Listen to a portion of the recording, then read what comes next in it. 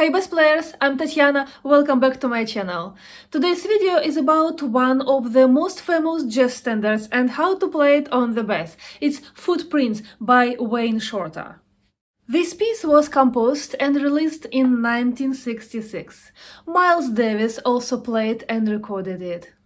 I will talk and show through some different aspects of this piece: time signature and the rhythm, your fretboard hand positions, and how the open strings are used.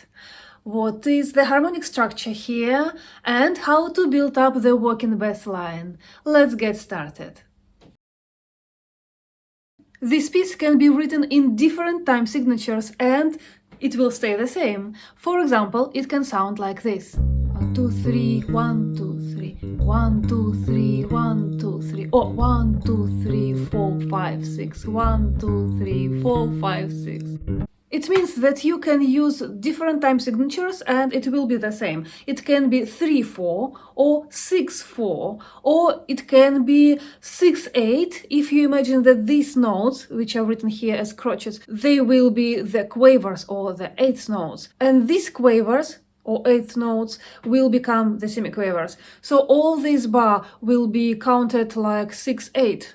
Or you can even imagine this piece sounding in the time signature 12-8, because you have 6-4, right? If you count it in eighths, it will be twice more notes. Double times 6 equals 12, the simple math. When I played it here on my channel, I used the time signature 6-4 because I think this is the simplest thing to do. Now there is a little bit of the basic theory. Do you remember the difference between simple and compound rhythms? It is simple when you divide a beat into 2, and it is compound when you divide a beat into 3. This piece starts as a simple rhythm because every crotchet, you have 6 of crotchets or quarter notes in one bar, every of them is divided into 2, but somewhere in the middle it becomes compound. If you divide 12 into 4, you will get 3, so now you are kind of rethinking the rhythm and the beat is changing itself. First, you had just 2 quavers or eighth notes for one crotchet or quarter note. Now you have 3 of them, and the beat is a little bit longer than it was.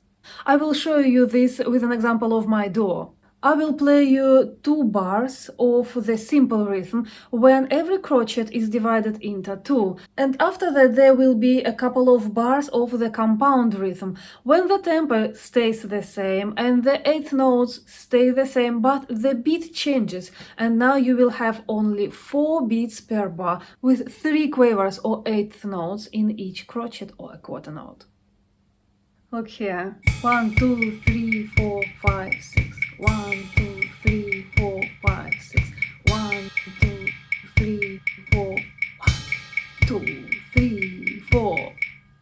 So this piece, Footprints, combines simple and compound rhythms, and this is the reason why people don't count it as a jazz waltz when they talk about the genre of this.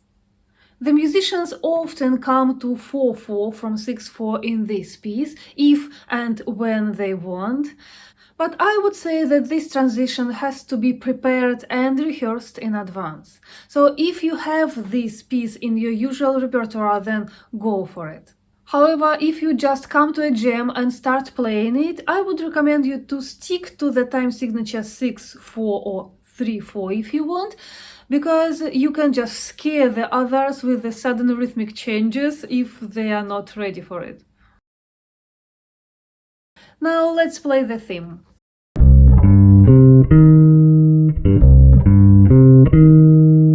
In my video I provided the tab of how I played it, but actually there are some options on how it can be played. The fretboard hand position may vary.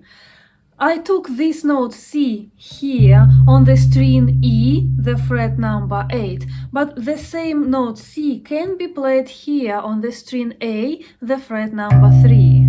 I actually like this sound more because it's more stable in tuning. The very low strings in the high positions can sound a little bit untuned, and very often you can't do much about it. and in the low positions they are more stable. So I would take this C here, but in this song I prefer to play the C here just because all the riff then can be played in one position. This is the position number 5. My index is at the fret number 5.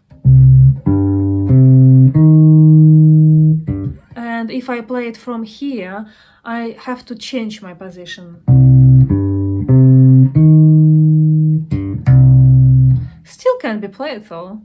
For the first chord, which is C minor chord, the notes you play belong to the tonic triad. It's C, or here, C, G, C again, and E flat.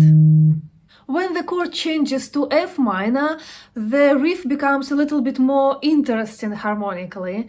First, you stay on the note C, which belongs to the chord F minor triad.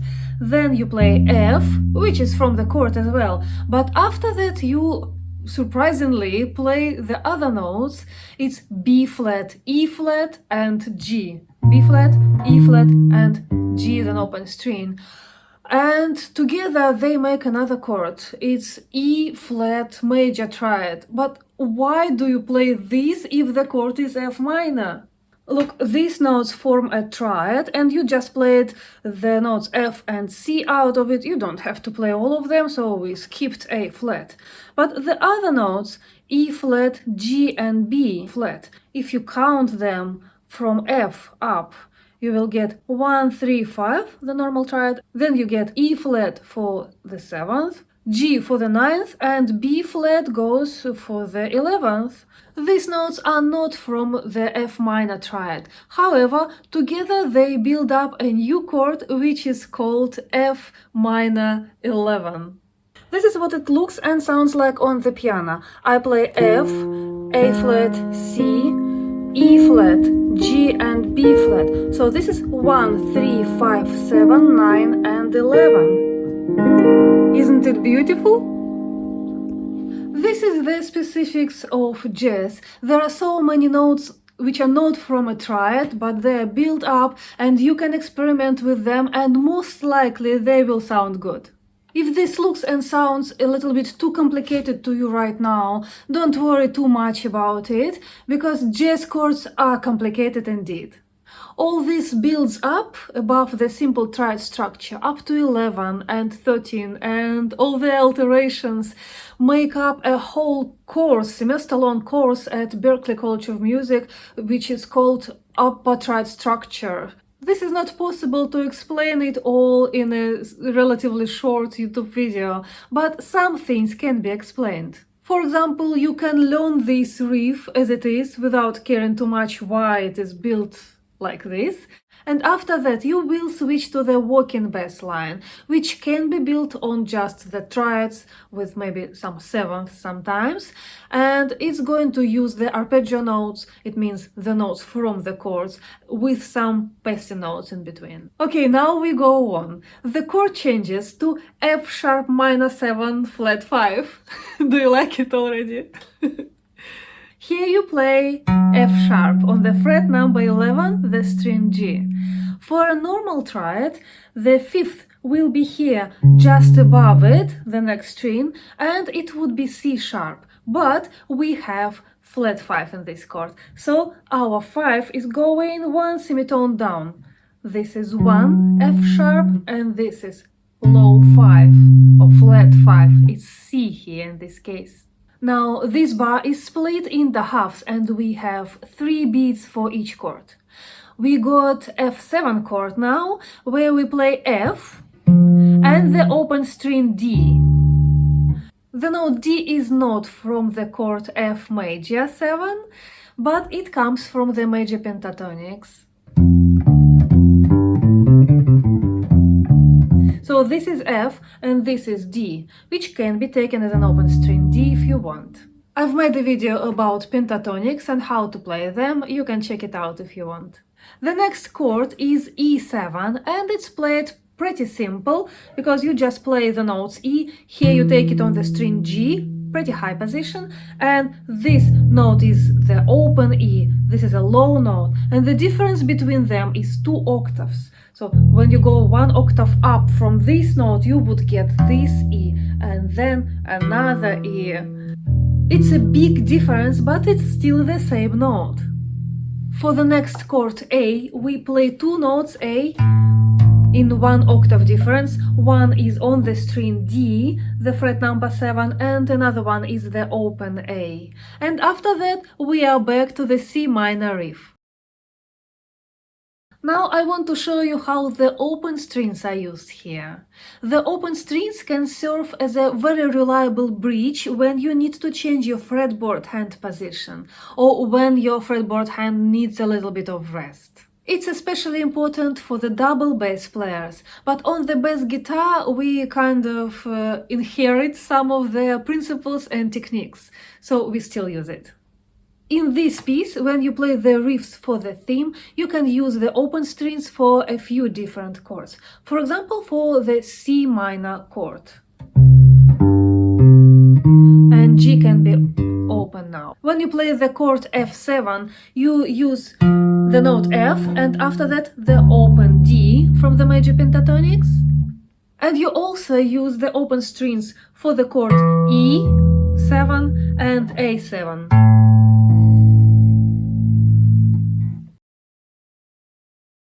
This piece is built on the basic structure of the 12-bar blues.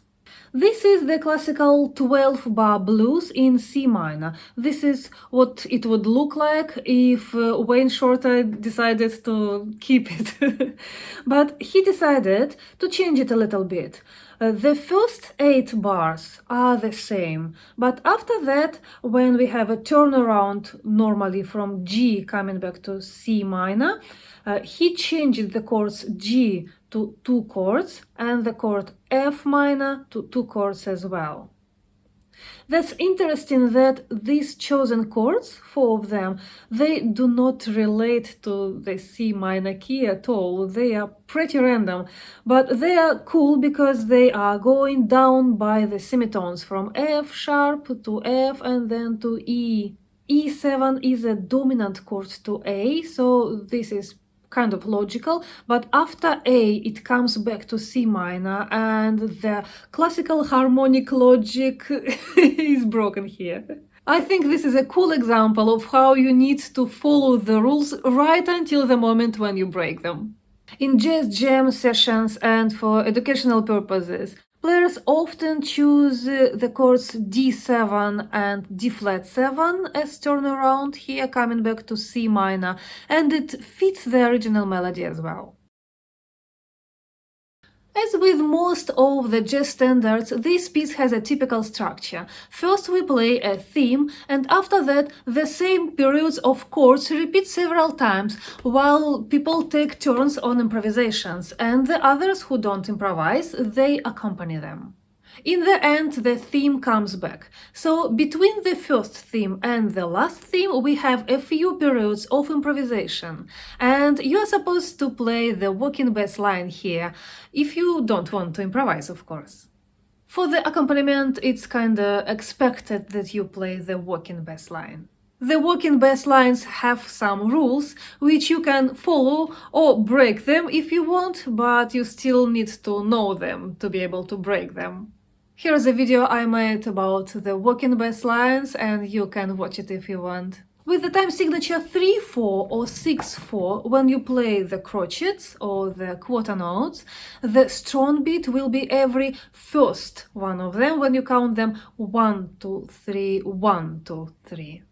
So that strong beat needs to be one of the chord notes. And if you want your bass part to be a great support to the other band members harmonically, you need to play the tonic pretty often. I don't say always, because you can use the other chord notes for the strong beats as well, like the 5th, the 3rd, and even the 7th, but you need to come back to the tonic, to the number 1, pretty often. The notes between the strong beats can be from the chord as well, but they also can be the passing notes from the scales and just chromatic notes between the chord notes. This is kind of a rule you need to remember, that you can freely jump between the chord notes, and you can take even the big jumps, like you play it in the riff from this E to this E. It's 2 octaves jump, it's a lot. But you cannot jump so freely between the passing notes. It's better to keep this technique for the chord notes only. You can use the walking bass lines that I've made, or you can create your own ones if you want. When people jam in a real setting, they don't usually use the written bass lines. They make up their own bass lines because they know the chords and the time signatures, and they use chord charts really often. However, while you are learning, it is okay to use someone's lines to analyze and understand them. Okay, this is all for today about this piece, Footprints by Wayne Shorter, and I believe now you're ready to go on and try it with a little bit more understanding of what's going on there. If you want to get this music sheet with a tab, you can click a link below this video. All the best for your practice!